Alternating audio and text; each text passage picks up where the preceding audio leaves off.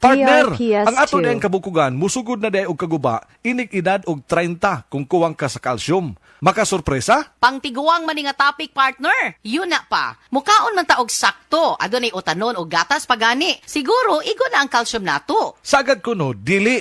97% sa mga Pinoy calcium deficient. 750 mg ang daily requirement, katumbas day ini ang 2.5 glasses of milk o tunga sa kilong utanon. Kalisod man day ana. Unsa man day mahitabo kung kuwang ka sa calcium. DRPS2. Ang mga kabukugan, murag savings account. Mahurot ang calcium ini kung dili ta magdeposito. Kung matiguang og nag-insufficient balance, mamahimong maluya, mugabok og maayo, og mamahimong osteoporosis. Ay, dili ko ana. Unsa kahay angay buhaton aron magpabiling ligon ang atong mga kabukugan. With proper diet and exercise, take Caltrate, ang #1 calcium supplement brand based on PMDI. IQVIA Solutions Philippines Incorporated, kini dunay powerful bone formula DRPS2. kada combine sa calcium, minerals, ug vitamin D3. Tabang sa pagpaligon sa kabukugan, aron padayon na paglihok paingon sa pagkaidaran. Sige na, magdeposito na ko og calcium. Aron bisan 50s na, lihok 30s pagihapon. Cholecalciferol plus minerals is the generic name of Caltrate.